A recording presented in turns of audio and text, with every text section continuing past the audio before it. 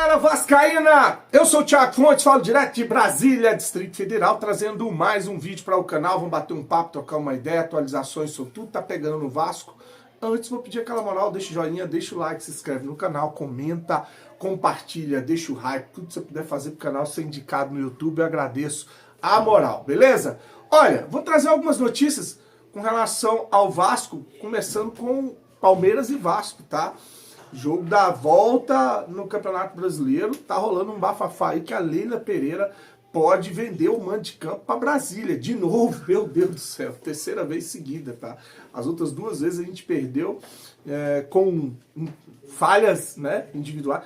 Eu vi um vídeo ontem, um corte, eu vou botar esse vídeo até lá no Instagram, @vascaínoencerrado no Instagram. Vou ver se eu coloco ele lá agora, quando eu terminar esse vídeo aqui, aí você vai lá olhar. Só de erros individuais, Vasco perdendo pontos por causa de erros individuais, vários jogos. E aí esses do Palmeiras mesmo tá lá, né? A entregada do Léo Jardim com o Hugo Moura, que foi a última derrota, né? Teve aquela entregada do Ryan, que a gente perdeu de 1-0 pro Palmeiras, também foi entregue pro Palmeiras de mão beijada, erro individual. E aí a gente pode pegar o Palmeiras aí em Brasília, tá? Então, eu ouvi essa história porque diz que o estádio do Palmeiras, o Allianz Parque, vai tá tendo show, e a Leila se interessou em negociar aí com o consórcio aqui de Brasília, que administra o Mané Garrincha, tá? Então tá aí, não é uma informação oficial ainda, eu tô só ouvindo aí de bastidor, tá? Uma informação que saiu ontem, a torcida jovem do Flamengo, que tinha voltado de punição depois de um tempo, sem poder pisar no estádio, está novamente afastada dos campos, 2 anos afastada, né? Tem tudo a ver com o Vasco, primeiro, que não vão para o jogo contra o Vasco no Maracanã, e segundo, porque foi por causa da confusão que rolou antes do jogo entre Vasco e Botafogo. Lembra daquelas imagens que teve tiro, que 2 torcedores foram alvejados, um no pé e o outro, infelizmente, veio a óbito? Pois é, dizem que são integrantes dessa torcida jovem do Flamengo que fez uma emboscada. Então, mais uma vez, eles estão proibidos de ir para estádio, tá aí essa informação. E o Ministério Público está avaliando também punições aí para as torcidas Força Jovem e a torcida jovem do Botafogo, tá? Uma informação sobre a Copa do Brasil. Em 2026, a Copa do Brasil ela pode ter um novo formato, tá? A CBF estuda mudar e vai ser o seguinte: da primeira fase até as quartas de finais, vai ser só um jogo. Acabou esse negócio de ida e volta. Estão querendo fazer de tudo para diminuir a carga de jogos no ano, né? Até porque o ano que vem tem Copa do Mundo, já tem o campeonato estadual que vai ser reduzido, vão reduzir as datas. Agora, a Copa do Brasil, da primeira fase até as quartas de finais, um jogo. Mas como é que fica? Onde que vai jogar esse jogo? Aí é sorteio. Por exemplo, caiu lá Vasco e CSA. Vai fazer o sorteio. Se no sorteio for para jogar no Rei Pelé, é um jogo só no Rei Pelé entre Vasco e CSA. Quem se classificar, se classificou. No Rio de Janeiro. Então o CSA vai ter que ir para o Rio de Janeiro jogar contra o Vasco, é um jogo só, classificou. Então até as quartas de finais é um jogo só e sorteio para definir o mando.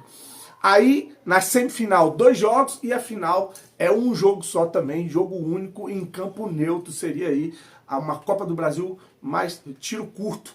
E é uma competição que paga bem. Eu não mudaria não, cara. Eu gostei do formato, eu gosto do formato, ainda mais agora que a gente está indo segunda vez para uma semifinal e agora vamos mexer na competição. Sabe aquela informação que eu trouxe ontem do GE?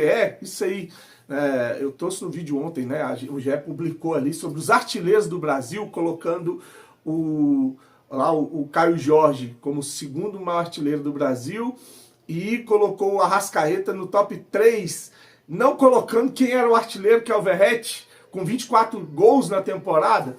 Aí você entra na matéria, para lá embaixo tá lá uma correção, eles fizeram errado. Nem primeiro, não colocou o artilheiro, que é o Verratti do Vasco, colocou o jogador na capa do Cruzeiro e do Flamengo, falando do jogador do Flamengo, e depois ainda fizeram uma correção dizendo que o Arrascaeta nem tá no top 3, tá? Quem tem mais gols na temporada, primeiro é o Verratti, com 24, depois é o Caio Jorge, com 19 gols, e depois é o Cano, tá? É o Cano, não é o Arrascaeta, não. Então, a Globo sendo Globo, né? Tá? Então, esse mico que eles passaram ontem, mas eu acho que faz isso de propósito para poder ganhar visualização, chamar atenção, repercutir. Já estão desesperados, né? Bom, sem o Jair, tá? E sem o Tietê, acho que a única dúvida que resta com relação à escalação do Vasco para encarar o Flamengo é para o time do Diniz, tá? Porque se você for perguntar para o torcedor, com certeza algumas alterações seriam feitas. Uma delas a gente discutiu aqui, que foi o Verratti, né? O pessoal pedindo para tirar o Verratti e colocar o Andrés Gomes. Não acho que ele não vai fazer isso não, tá?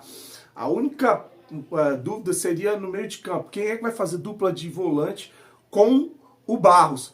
Aí tem o Cocão, tem o Hugo Moura que tá voltando de suspensão, que já jogou com o Cocão de dupla de volante, né? Quando ele coloca o Cocão para fazer a função de volante e entra com o Robert Renan na zaga no jogo contra o Botafogo e o time deu um encaixe. Cocão não, tá? Barros, dupla foi o Hugo Moura e o Barros. Uma correção aí.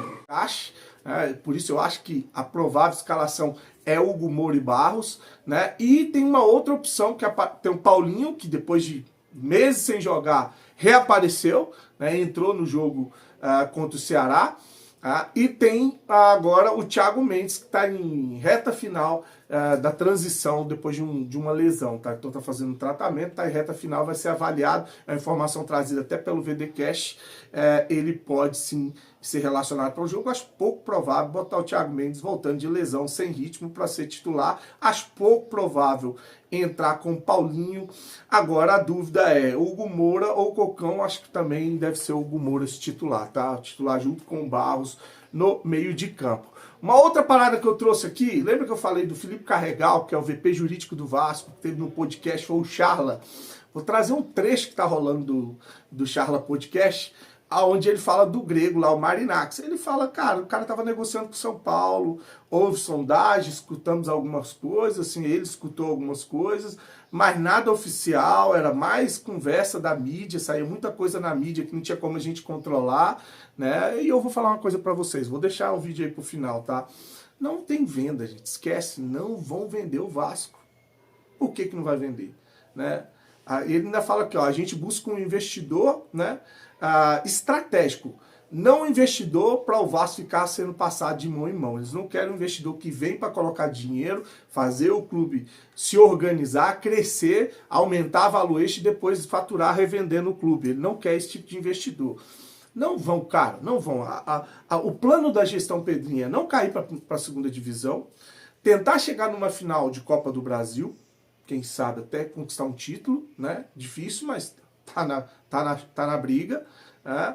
A grana que vai entrar, que eu já falei aqui, já mostrei, e entrou uma grana de venda de jogadores, porque o Rayano foi vendido. Você imagina quanto que vão faturar na venda do Rayano? Você acha que vão botar isso na mão de alguém? Não vão botar. Aí tem a reforma de São Januário, tem a grana de liga, tem a Nike que está entrando a partir de janeiro. Esquece, cara. Isso aí eles vão brigar para continuar no Vasco, para ganhar, para ser reeleito, e não tem projeto de venda do Vasco da Gama. Até porque, como eu falei no vídeo anterior, o Vasco não pode vender o que não lhe pertence, né? A discussão das ações ainda está na justiça, tá? O Vasco tenta, através da justiça, alegando gestão temerária, dívida deixada pela 777, retomar as ações, tá? Se tiver de posse dessas ações, eu acho que não vende, tá? Não, o interesse da gestão Pedrinho não é vender. Se conseguir um investidor que aceite investir no Vasco como parceiro, né, para ter um percentual em venda de jogador, ou para ter um percentual na base, alguma coisa do tipo, pode até ser que eles fechem. Agora, para entregar o controle, esquece, tá? Vou deixar aí. Felipe Carregal comentando, curte, se inscreve no canal, desejar para você um dia abençoado, fique com Deus e saudações vascaínas. O Marinax chegou a conversar com o Vasco ou foi só mídia especulando? Não, chegou a conversar. Antes do Marinax, existiu alguma coisa com... Mas eu sempre falei assim, conversou, mas eu entendo, é a minha opinião, que teve uma especulaçãozinha ali do São Paulo, até dele ali, ele estava ali, ele já estava negociando com o São Paulo quando olhou pra gente. Então, assim, então teve ali uma, entendeu? Acho que não andou também lá no São Paulo. Nem e agora ele está sendo especulado no Botafogo de novo. Acho que. Um então, sócio assim, do técnico e tal. Teve sondagem, assim. Normal, cara. Normal. Todo dia tem. Antes do Marinacci, o que teve de verdade, se teve alguma verdade em relação quando a Crefisa ia desembarcar no Palmeiras, em algum momento foi uma possibilidade? Sabendo que ela vai desembarcar no Palmeiras. Especulação. Tô perguntando aqui situações que pairavam entre os torcedores do Vasco mesmo, né? Sim, mas é normal num ambiente desse de tensão, de ansiedade. Cara, se você jogar uma coisa ali, não vai lamber. Entendeu? Você joga uma informação ali, cara, no dia seguinte já está sendo reproduzido em todos os canais que você possa imaginar. Sem o nosso controle. Sem ter dado tempo da gente desmentir. Sem ter dado tempo da gente desmentir. Que a galera não tem muita noção assim. Não. Busca um investidor aí. Tá bom, vamos lá. É um trabalho. Não é assim, né?